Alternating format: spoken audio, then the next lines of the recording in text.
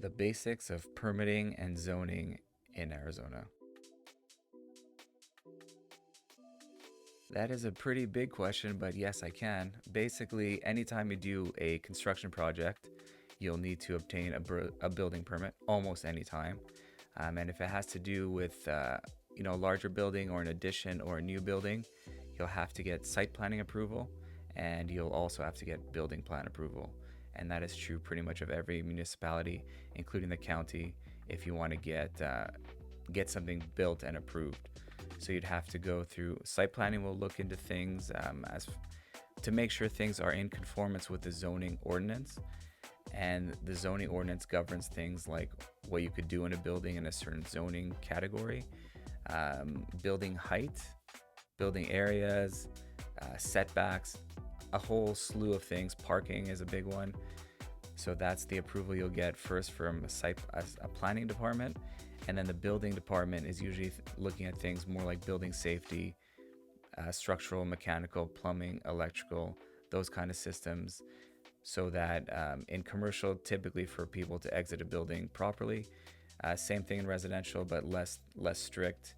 And then there's codes as far as energy codes, plumbing codes, a lot of different ones that are basically in the name of health, safety, welfare of the public, that you'll have to know about as once you want to be a developer or a remodeler or stuff like that. So zoning regulations in Arizona impact real estate investments in a pretty significant way. Mostly what zoning will define is the use of the building. So if you want to put a bar in a certain area, but the zoning, let's say it's C or it's an R zoning, so a residential zoning, you can't really put a bar there unless you go through a rezoning period. So the underlying zoning of whatever property you're purchasing will define what you can and cannot do there. So it's very important to understand, or at least have a basic understanding before hiring either an architect or an attorney or something, or your whole development team. Make sure that you have the basic understanding of what the zoning ordinance says about your specific property. A typical process for obtaining a building permit in Arizona would include one. Generally, you could start with a lot of cities will ask, depending on the scope and size of a project, for a pre-application process, which is a meeting really early on in the design phase so that you can explain to the city what you intend on doing. So for what it means for an investor is you probably have to hire an architect or someone first to help you with this pre-application process. Explain to the city what you want to do. Then the city says this is what you'll need to do in this case, and come up with a site plan first. So develop a site plan which gives general information on where a building is located and how it conforms again to the zoning ordinance. And then also preliminary building plans, elevations. So what the floor plan of a building is going to look like, what the outside of the building is going to look like. It'll get reviewed at a preliminary stage.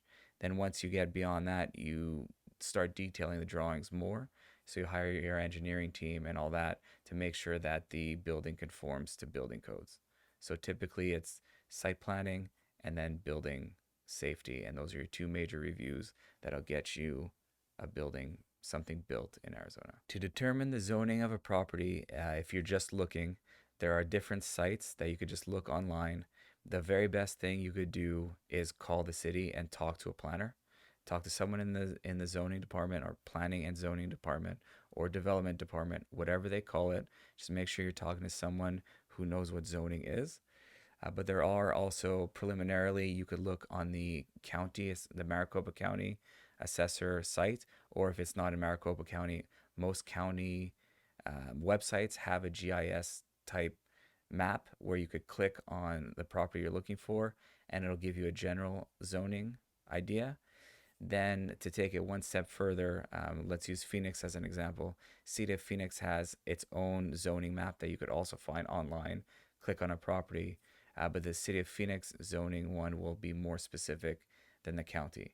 So if there's some sort of zoning overlay, or if it's an historic district, the county wouldn't say it, but the city's map would say that it's a historic preservation property. So to go back, basically look at the county website and then look at the city website and then always call a planner with the city or county or whatever jurisdiction your property's in. I think for someone just starting in real estate, the things to understand, real estate investing, the things to understand is that building permits and zoning are things that you'll come up with. Building permits probably first if you're starting, as a fix and flipper or doing a single family things. Maybe you'll learn a bit about building permits generally, and then same thing with zoning. Zoning comes in much more when you're doing more development. So usually at the beginning of your real estate career, you're not exactly building a 100 unit complex. So zoning isn't as important. But when you're doing additions, it's definitely important to know things like building setbacks, allowable building areas, building heights, things of that nature. So just know that they exist. Go to your local RIA office and talk to people there. And architects have usually a good understanding of zoning and building permitting processes. So know that they exist. So architects, we're not scary people. Some of us are, but I try to not be a scary person. I'm very open, especially talking to real estate investors, because I do appreciate what real estate investors do. And I'm more on the side of let's create something beautiful and lasting. But also I don't want you guys to get in trouble with have a stop work order. That's never fun. So even if, let's say, you don't want to use an architect for your project, or it's expensive, or it may not call for it, I could use someone who could draw it for cheaper.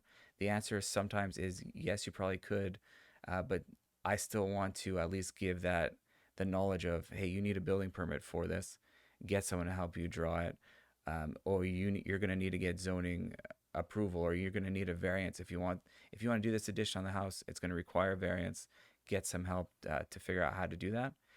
Um, and yeah, I mean, we're not the cheapest, but we bring a whole set of knowledge, so we know the processes. So there's the technical side, but most architects, at least where I'm from, I want to create something beautiful and lasting. So, and I know it has to go through those technical steps. So I've learned about them. Don't love it, but I'll go through the motions so that we could create something beautiful together. Real estate investors, do you need a building permit for your fix and flip? Well, we don't know, but I want to teach you if you need to, or go over whether or not you need a building permit. I'm teaching a class February 15th, 6 to 8 at the ASRIA office. We're going to cover one, a brief history of building codes, two, when a building permit is required, and we'll focus on City of Phoenix, City of Scottsdale, the things you guys are used to, and then also how to go through the process of obtaining that permit.